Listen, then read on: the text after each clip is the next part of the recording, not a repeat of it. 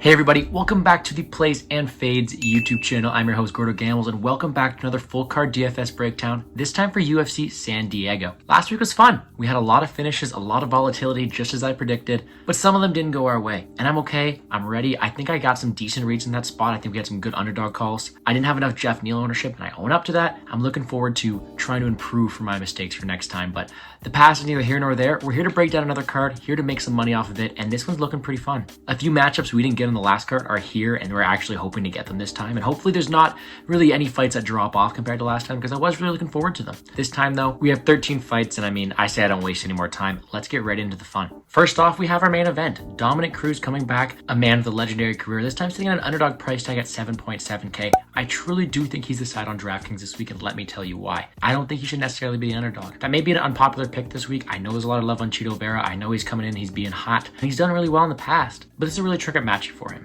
I think Vera, despite all of his positives and the good things about him as a fighter, I think he lacks a few things that Dominic Cruz can take advantage of.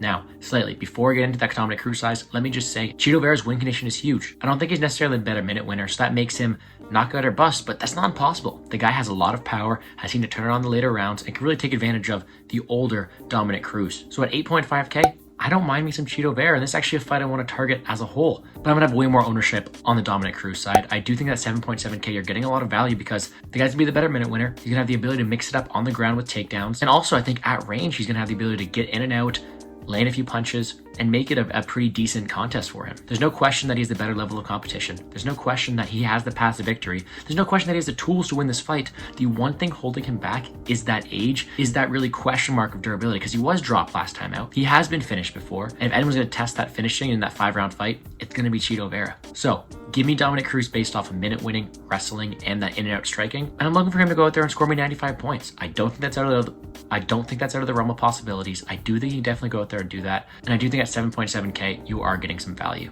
That being said, as I mentioned, taking both sides because Vera, his win equity is probably that knockout, and definitely he's going to go out there and throw enough volume for as long as it is standing. Next up, let's talk about my fight to target. We're taking Bruno Silva versus Jared Meerschaert. GM3, the guy I'm liking a lot this week at an underdog price tag. When I talk about these fights I want to target as a whole, I have to like both sides. When you're having GM3 with a clear grappling upside, because that's all he needs, he's one I'm definitely looking to target. GM3's last 6 wins have all been by submission. We all know that he wants to take it to the ground, and once he's there, he's very, very lethal. But his biggest flaw in his game is his striking. He's been knocked out multiple times. His chin's really a liability at this point, and he's facing an electrifying striker in Bruno Silva. Silva has power for days. He's able to put it right there on the button, and I do not think this fight lasts long. It's very simple. Bruno Silva has the ability to go out there, land a knockout punch like he has in his first 3 UFC fights, score really well at 9k. On the flip side though, we have a fighter at 7.2k who has a good ability to win himself. He has the ground advantage. We saw that Silva was taken down and controlled for a few rounds. It's definitely an opportunity to happen again. GM3 is going to have the clear ground advantage. Let me repeat that. But he is no way trustworthy because his chin can be cracked by anybody, especially by Bruno Silva. So give me both sides. 7.2k for a guy with a first round submission upside is insane. GM3 is good at what he does. He's like Paul Craig-like. All you got to get it there, he's going to throw up his legs. He's very good at submitting people. But we got to be careful Bruno Silva's power. I think both the guys have the ability to be optimal this week, and I'm having both of them in my lineups this week. Right above him, a fighter to target. Let's talk about Loopy Godinez. I love Loopy Godinez. One of my biggest bets of the year was on her against Ariane Carnelossi, and I do think that she's a fun wrestler. Her family is all Olympic wrestlers. She's shown to translate it well to MMA, and she's really good at it.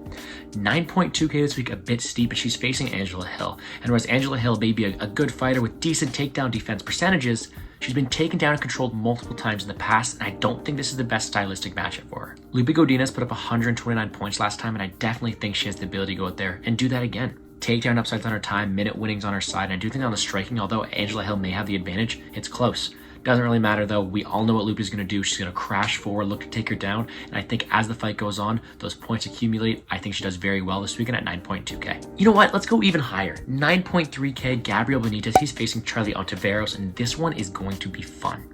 Both these guys, although they have really clear defensive liabilities and have been knocked out several times on both sides, they have really good striking abilities. Really fun strikers with the ability to not only make things look cool, but throw with heat and fight-ending intentions. I think, of course, you have to give the edge to the 9.3k favorite in Gabriel Benitez. He has the experience edge. I do think he has the durability edge, and his striking is no joke. But if you look at Ontiveros, he has the minimum salary, 6.9k, and his win condition is go out there and find the chin of Benitez, something that has happened before. The one thing that Ontiveros does well, aside from his several, defensive liabilities, is he's able to find the chin. He's got very, very good striking, very good power, and I think that as long as this fight lasts, he is live. Of course, if Benitez throws in those takedowns, he looks even better than he does already at 9.3k. But can we trust him to do that? I don't necessarily think so. I think it's a firefight in the feet, but give me Gabriel Benitez at that point. 9.3k, although I won't count out the stylish striking of Charlie Ontiveros.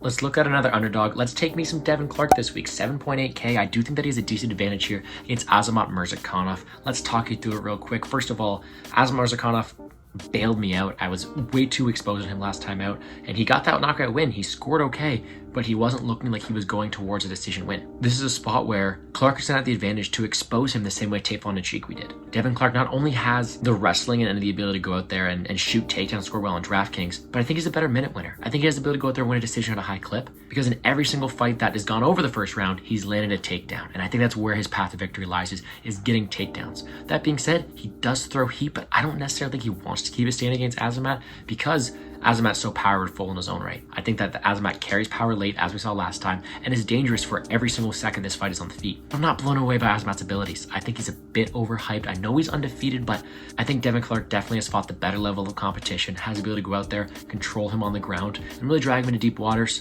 I think it's a fun fight nonetheless. I just think the wrong guy is favored here. Give me Devin Clark at 7.8k. Another fun fight to target, we're looking at the Ade Osbourne versus Tyson Nam fight. And right off the bat, I'm taking Ade Osbourne. I think he's the better fighter in this matchup, the better minute winner, better submission game, better grappling, and more volume. I think that on DraftKings at 8.8k, he is a decent fighter with decent upside, and I will be rostering him. But let me just talk about Tyson Nam first. Tyson Nam has power, and that is going to be his path to victory here. I'm going to need to knock out Ade Osbourne because I don't see him necessarily being the minute winner, being the more active striker, being the guy who gets more damage. I think he's going to need a singular knockout to win the fight. And that's always what you want to see on DraftKings, is a fighter with clear upside, clear ability to win, versus one who just needs one. I think the winner of this fight scores very well nonetheless. I'm going to have a lot of Ade Osbourne, like I mentioned, 8.8k. I think he has the ability to go in there, mix in the wrestling. He averages 3.2 fan points per minute. That is pretty good for that division. And I do think he wins this fight at a high clip. With that being said, 2 knockout wins for Nam in the UFC so far. He could definitely land a third against a guy who has been knocked out in Ade Osbourne before, but give me both sides with a strong lead towards Ade Osbourne. And again, talking for this for a second time in 2 weeks, we have to mention the Jason Witt versus Josh Quinlan fight. I want both sides of that one. I talked about it last week, so I'm not going to go as in depth about it, but I do think this is a fight you want to target. Jason Witt's going to have takedown upside, decision upside. He's a very high scorer in the first place. He's killer to be killed though, because he's been knocked out in all of his losses. A horrible chin. He will be knocked out because it is Jason Witt. Josh Quinlan has power. He's a juicer. He's been out there and he's popped for a few things, and I think that that's probably going to give him an advantage in this spot too. But that's really what he has. He's knockout or bust. And I definitely think that knockout has a huge opportunity of happening, because I think he only needs to connect once against Jason Witt. Jason Witt has, you know what, how many times am I going to say this thing? I say it all the time, but Jason Witt has no chin. So it's either Jason Witt by grounded pound, by control time, by wrestling, or Josh Quinlan by knockout, both of which I score very well. Give me the strong lead on Josh Quinlan, but you got to have some ownership on Jason Witt, because I think he's a better fighter, just that chin is a huge detriment to him. And last but not least, a second fight that I already talked about once. I mean, this one at least we have salaries for at the time of filming this. Ariane Lipski versus Priscilla Cachoeira. I think this is one where the nicknames speak for themselves. Queen of Violence versus Zombie Girl. I'm leaning towards Queen of Violence. She's going to have the huge striking upside, volume, ability to land thousands of punch versus Cachoeira this weekend, who gets hit by everything, and a huge ground game advantage. I think that the finish is definitely live, not only by throwing insane power to a very hittable fighter, but with the huge submission upside. Cachoeira isn't very good off her back.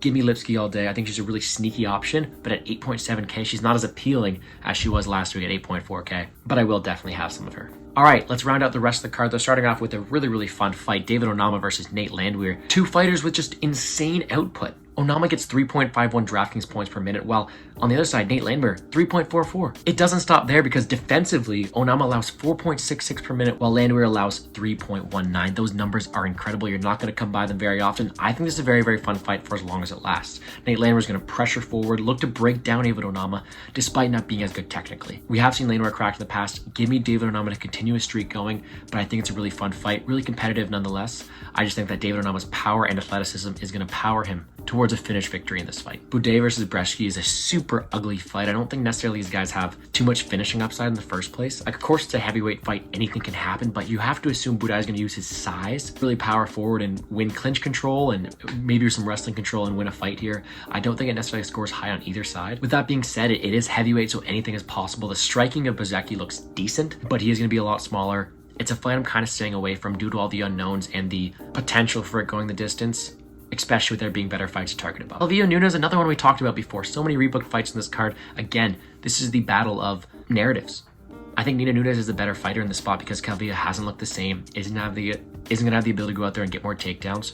And Nunes is going to win on the striking exchanges. Either way, not one I'm really interested in, especially at these price tags. Nina Nunes isn't as big of an underdog as she was before, so pass for me on this one. Right in between it though, Youssef Zalal, Damon Blackshear. This is a fun fight. Give me the UFC tested fighter. Give me Youssef Zalal. I think he's had this year off to improve his game. I think he's going to be the better in and out striker. I think he's going to be able to keep up with Blackshear on the ground. Blackshear making his UFC debut. I do think that he has really good wrestling and ability to win fights, but Zalal I think is going to have the edge here. I think Zalal's a better minute winner. I think he has the ability, like I said, to keep it active on the ground and win these striking exchanges. Give me 8.2k Youssef Zalal, but there are better fights to target in my opinion. And last but not least, I'm sorry for butchering these names, but we're going to go with Lucindo versus Joregi. I'm so sorry for butchering that. I have no idea how to say it, but that's okay because I don't know much about these fighters in the first place. Yasmin looks like a beast. I mean, I've done the tape on her. She looks like, from everything I've seen, she's, you know what, gonna have a decent future. This will to win, this killer instinct at this weight division in female fighting is not what we see very often, and she has it.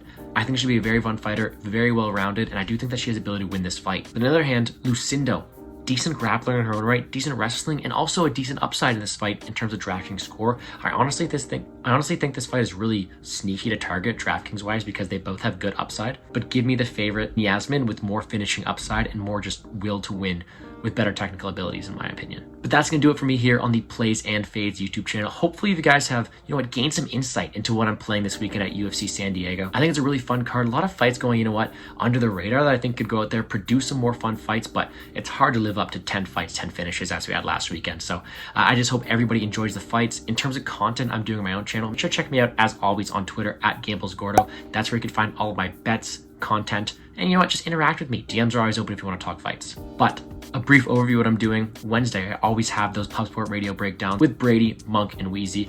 I have the often live streams on Thursday nights that I will have linked in the description if I do them. And as always, Dana White Contender Series breakdown every Monday night. Make sure to tune into those. Those are a lot of fun. But that's it. That is all I have to say, except for one last thing. Make sure, guys, please subscribe to the channel. Please like the video. It means a lot to me. I do this for you guys, so hopefully you guys enjoyed the content enough to leave a like and show your support. But once again, I hope you guys enjoy the fights, and I'll see you next week for UFC 278, which should be a very fun card. Let's make some money, guys.